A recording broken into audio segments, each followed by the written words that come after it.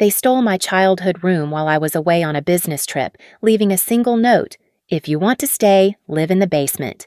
At 35, I thought betrayal couldn't hurt me anymore, but standing in that hallway, I realized my parents had crowned Emily, their golden daughter, the rightful heir to everything, while I was reduced to nothing.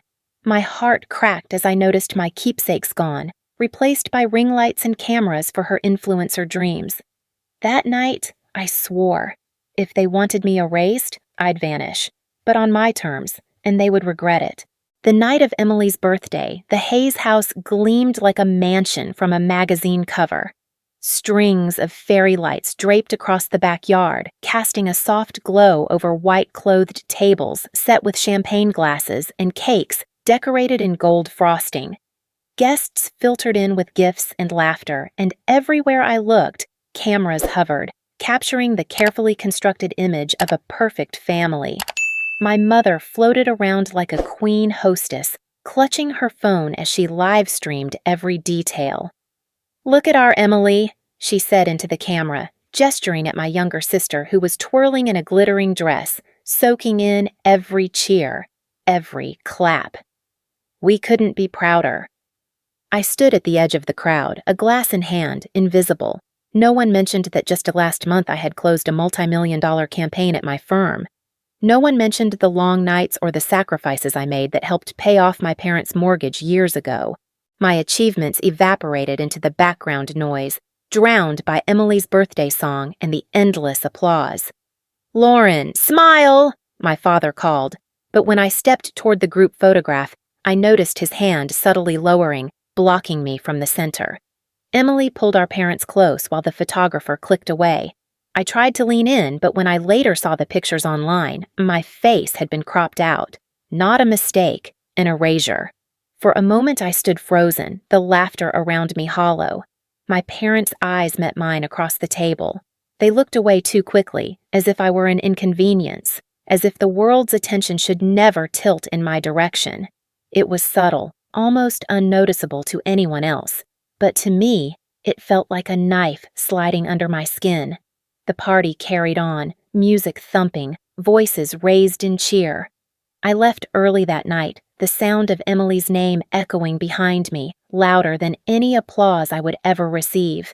2 weeks later, my company sent me on a business trip out of state. It was supposed to be routine, a conference and a round of meetings that barely left me time to think about home. Still, there were moments, in the quiet of hotel rooms, when I scrolled through Emily's live streams. She was still milking the birthday glow, still basking in the affection of followers who typed comments like, "Your parents adore you so much." I didn't appear in any of the clips, not even as a blur in the background. When I finally returned home, suitcase in hand, I expected the usual chaos of my old room, the books stacked on my desk, the soft hum of my music box by the window, the one piece of my childhood I still cherished. Instead, I froze on the threshold. My door stood wide open, and beyond it, a room I no longer recognized. Ring lights glowed in the corners. A glossy pink backdrop stretched across the wall. My shelves were stripped bare, filled now with makeup palettes and branded merchandise. My bed was gone, replaced with a vanity desk. Emily's voice rang from the hall. "Oh, hey, sis, welcome back. Don't freak out. Mom and Dad thought this would be better for me, for my channel." I stumbled inside, my chest tightening. "Where's my stuff?" She tilted her head, smiling. "Oh, you mean that old music box? Mom said it was actually hers to give, and she wanted me to have it. Isn't it perfect? Look."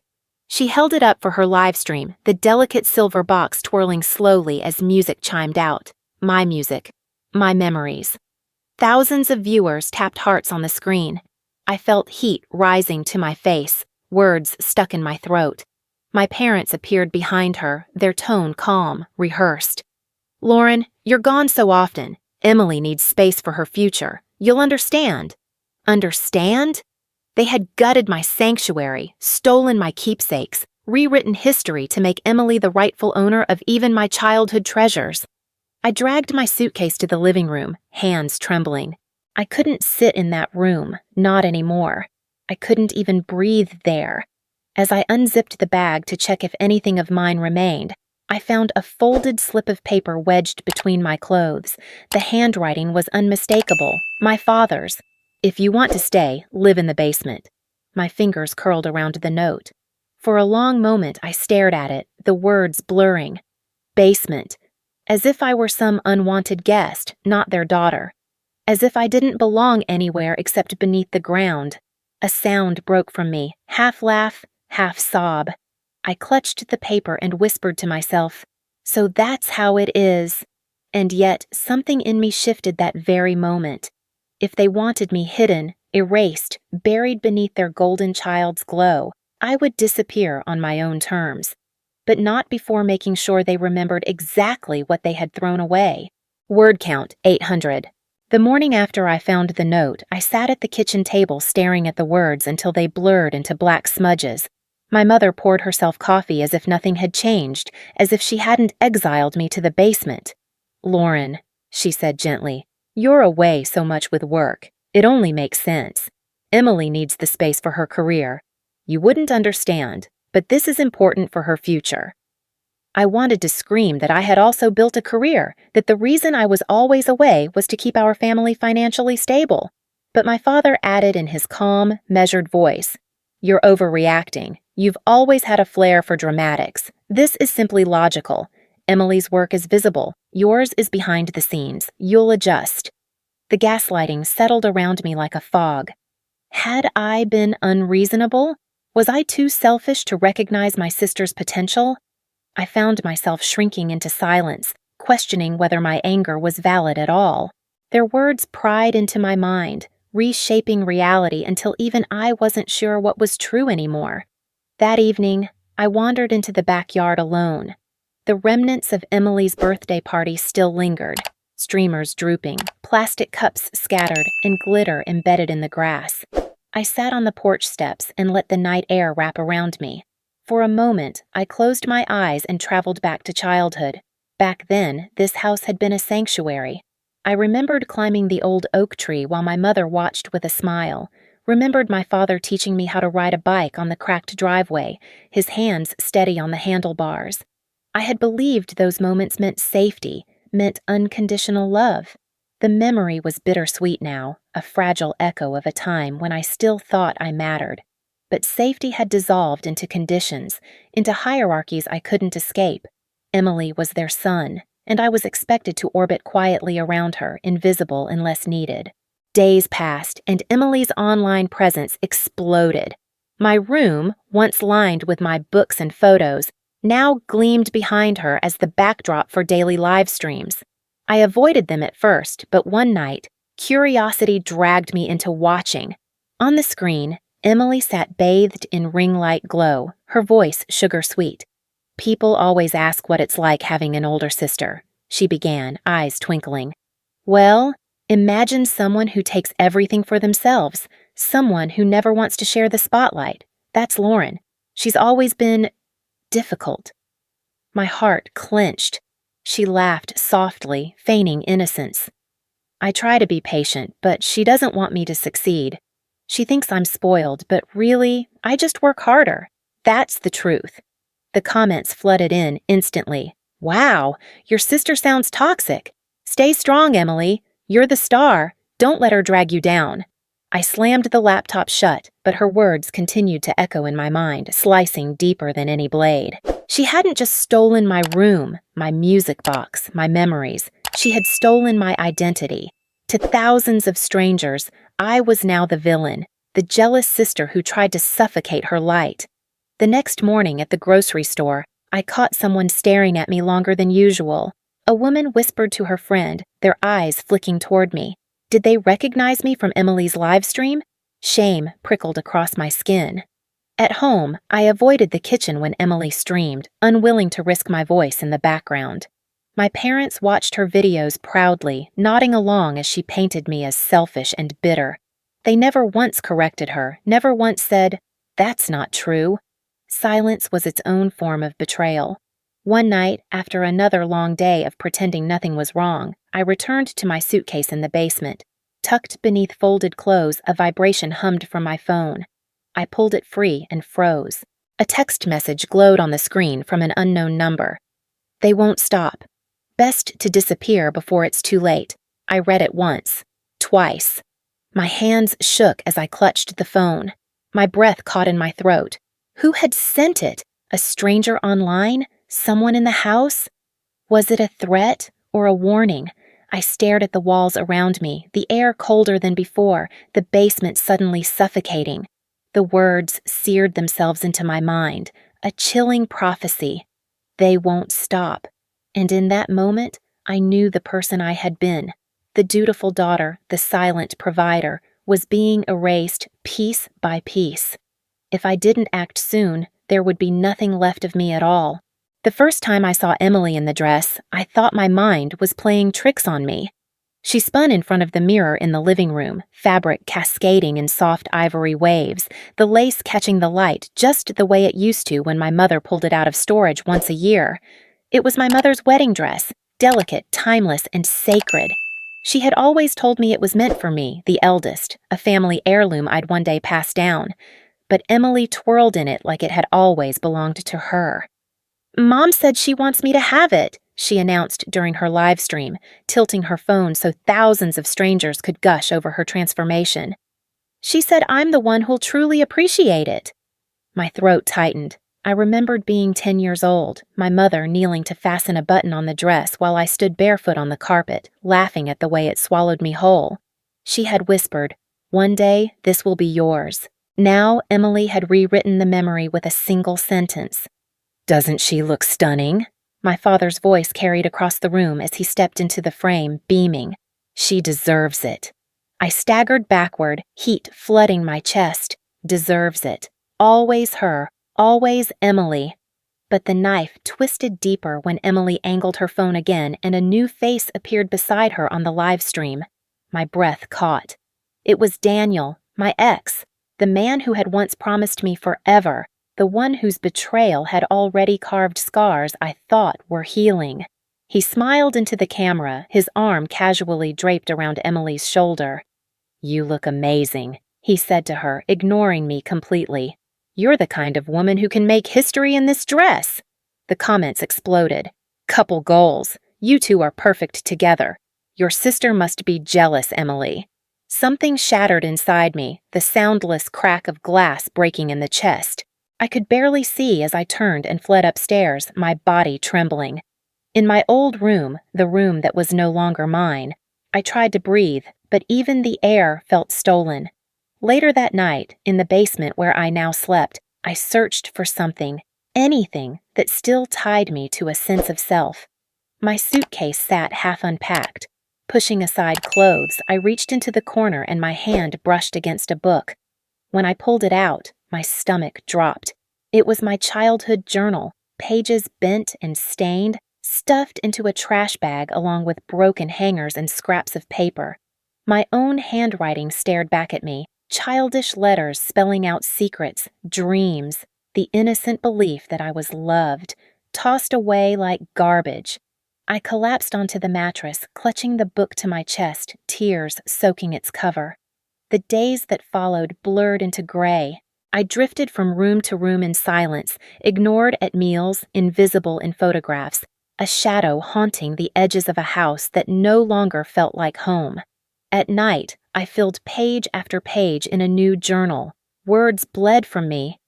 Maybe they never loved me. Maybe they never wanted me at all. The thought echoed, heavy and suffocating. One evening, desperate for air, I walked to the shoreline. The beach was empty, the sky bruised with twilight.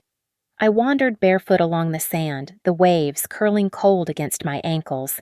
The ocean roared like it understood every unspoken word. I tilted my head back, letting the salt wind sting my eyes, and the tears came freely, mingling with the spray of the sea. For a fleeting moment, the vastness of the horizon dulled the ache. Out here, I wasn't Emily's shadow. I wasn't my parents' disappointment. I was just me. But the peace lasted only until I returned home.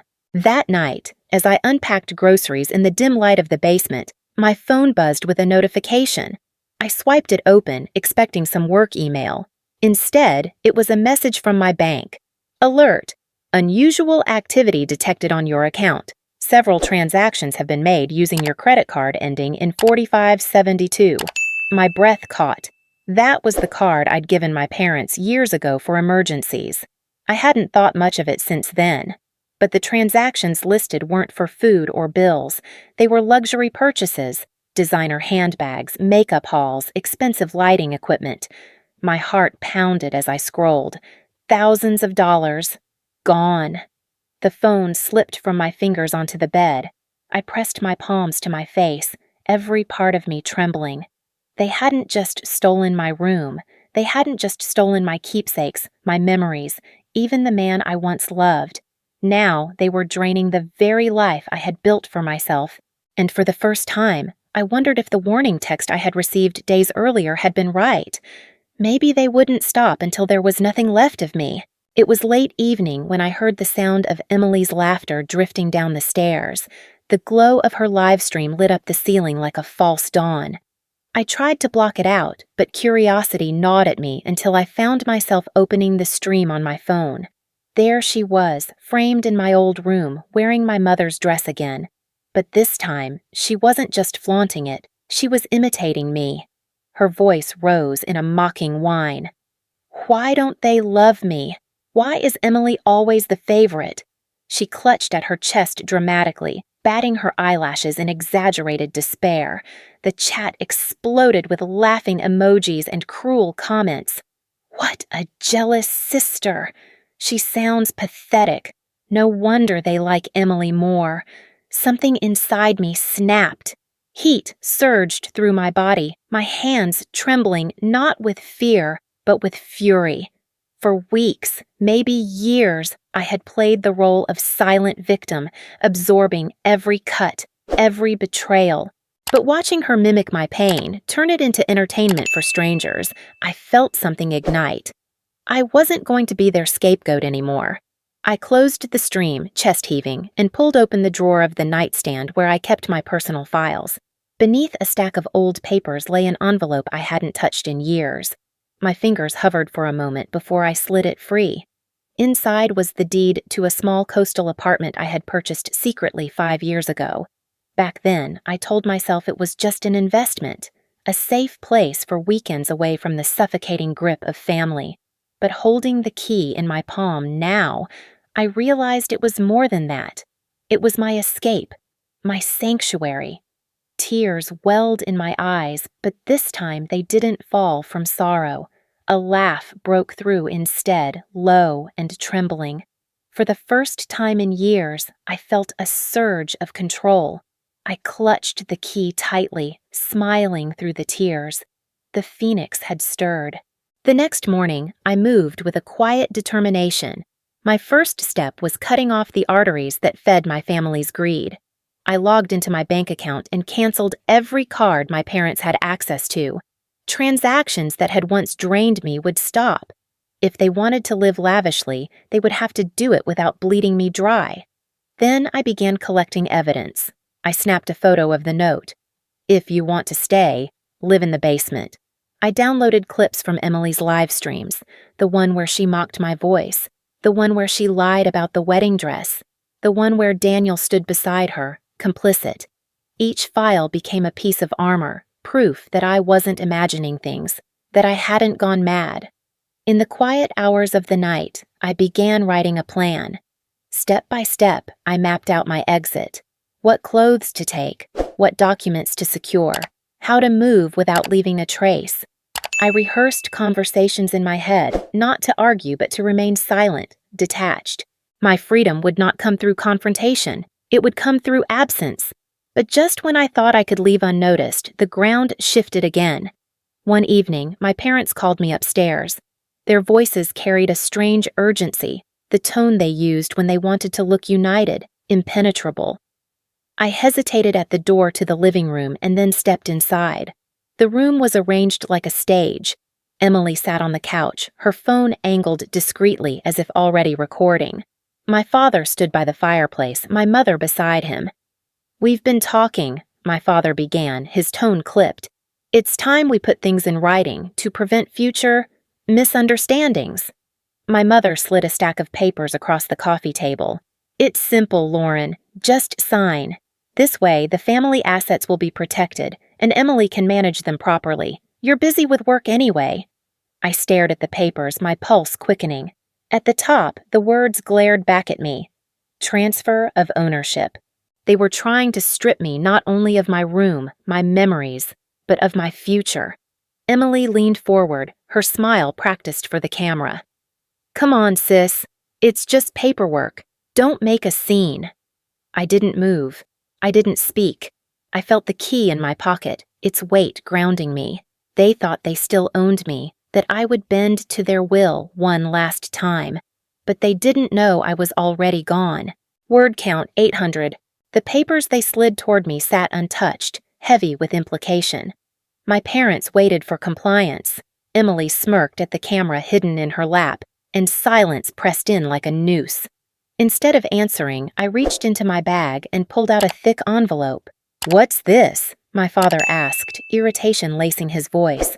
I placed it on the table, slid it across the polished wood, and leaned back. Inside was 10 years of bank statements, every wire transfer, every check, every automatic payment I had made to support this family. Mortgage payments, utility bills, medical expenses, gifts, and loans disguised as love. When my mother flipped through the pages, her face drained of color. "This is the last time," I said softly, my voice steady for the first time in years. "I've carried you long enough." The silence that followed was deafening. Emily's smirk faltered, her camera lowering a fraction. My father opened his mouth, but I was already on my feet. I didn't wait for protest or guilt. I didn't need their explanations anymore. I walked out, suitcase in hand, and never looked back. That night, the coastal air wrapped around me like freedom as I unlocked the door to my hidden apartment. The sound of the waves greeted me, steady and eternal, reminding me that I belonged somewhere, even if not with them. The next morning, chaos erupted. My phone buzzed with notifications, one after another. Emily's name trended online, not for her beauty or her streams, but for scandal. Screenshots of financial records had surfaced, proof that her career, her designer clothes, her endless shopping sprees were funded by me. My private support for my family had become her dirty secret. Emily Hayes exposed, golden girl built on sister's sacrifice. Influencer owes success to older siblings' money, not talent, just dependency. Her followers turned fast. The same crowd that once adored her filled her page with anger. So fake. Living off your sister? You betrayed her. The empire she built on borrowed light cracked in a single day. But it wasn't just Emily who faced the storm. At the grocery store, neighbors whispered loudly within earshot of my parents. "Some perfect family they are," one woman muttered, "living off their eldest while pretending the youngest is a star." Another added, "They always bragged about being role models. Look at them now." The image my parents had cultivated for years of stability, unity, perfection, crumbled. They walked with their heads lowered, avoiding eye contact, no longer admired but pitied and ridiculed. Then came the twist I hadn't expected. An old friend from college reached out to me. "Lauren," she wrote, "I don't know if you ever knew this, but Emily once stole your final project idea. Remember the campaign proposal you presented sophomore year? She pitched the same concept a year later in her class and claimed it as hers. I stayed quiet back then because I didn't want to get involved, but seeing all this now, I thought you should know." I read the message twice, a bitter laugh escaping me. Of course, Emily had stolen from me long before the room, the music box, the dress, and even Daniel. The theft hadn't started recently. It had been her pattern all along. For a moment, I let myself sink into the chair by the window, staring out at the waves. Anger pulsed through me, but it wasn't the corrosive rage of before. It was clarity, a sharp acknowledgement of truth. She had never built anything on her own. Still, beneath the satisfaction, a strange sadness lingered. She was my sister. Once, we had played together in the backyard, chasing fireflies, dreaming about the future. Now, every bond between us had rotted away. The ringing of my phone jolted me back. The caller ID made my stomach twist. "Mom." I considered ignoring it, but curiosity tugged at me. I answered, holding the phone loosely to my ear. Her voice cracked on the other end. "Lauren, please, we need you. Things have gotten difficult." My father's voice chimed faintly in the background, urgent, desperate. "Come home. We can fix this. Just, please." I closed my eyes, the weight of their words sinking in. Once, those pleas would have broken me, pulled me back into the cycle of sacrifice. But now, with the ocean roaring outside and freedom in my lungs, I wasn't sure they had any power left. The fallout came faster than I could have imagined. Within weeks, creditors began calling my parents' house. Years of overspending and borrowed indulgence had finally caught up with them. Without my silent contributions propping up the facade, bills piled high, red notices littered the kitchen table, and debt collectors circled like vultures. Emily's world collapsed just as quickly. The sponsors who once courted her pulled their contracts overnight. Her inbox, once filled with brand offers, was now an echoing void. Screenshots of her lies spread like wildfire, and her follower count dropped with each passing day. She posted tearful videos insisting she was misunderstood, but no one believed her anymore. The golden girl had tarnished, and no filter could polish her back to shine. I didn't have to lift a finger. The truth had been enough. One evening, I walked along the shoreline outside my coastal apartment. The waves whispered against the sand, steady and unyielding, each crash reminding me that time moves on regardless of pain. I inhaled the salt air and whispered to myself, "At last, I'm free." The words felt strange at first, fragile on my tongue, but with each repetition, they grew stronger, realer, until they settled deep inside me. The ocean mirrored the rhythm of my heart, still scarred, but steady. For the first time in years, I wasn't looking over my shoulder, waiting for their approval or fearing their rejection. I simply existed. That was enough. Freedom wasn't loud or triumphant. It was quiet, gentle, a soft peace that settled over me like the evening tide. In the weeks that followed, I began to build a new kind of family. Not the one I was born into, but the one I chose. Friends who had stood by me in silence stepped forward now, offering companionship without conditions. Colleagues invited me into circles where I wasn't invisible but valued for my ideas and work. Slowly, I pieced together a community of people who saw me as I was, not as a shadow of someone else. I hosted dinners at my apartment, laughter spilling across the balcony as the sea breeze carried our voices out into the night. For the first time, I wasn't performing for anyone's approval. I was living, and every moment felt real. Then, one afternoon, a letter arrived. My name was written in a familiar hand, slanted, impatient, unmistakably Emily's. I sat at my table staring at the envelope for a long time before opening it. Inside, her words spilled across the page in hurried strokes. Apologies for the lies, for the theft, for the way she had let fame twist her into something cruel. She wrote that she missed me, that she wished we could start over, that she was lost without the light she once stole from me. I read it twice, my heart heavy but calm. Once, those words might have cracked me open, might have lured me back into the cycle, but not anymore. I folded the letter, slipped it back into the envelope, and set it in a drawer without a response. Some things didn't need closure. Silence could be its own answer. That evening, I sat on the balcony with a glass of wine, watching the sun dip into the horizon. The sky blazed in colors of fire and gold before softening into calm blues. The sea breathed steadily below, vast and eternal. For so long, I had believed revenge would mean striking back, proving myself through fire and fury. But as I leaned against the railing, the wind in my hair, I understood. The sweetest revenge had never been about destruction. It was about release. It was peace,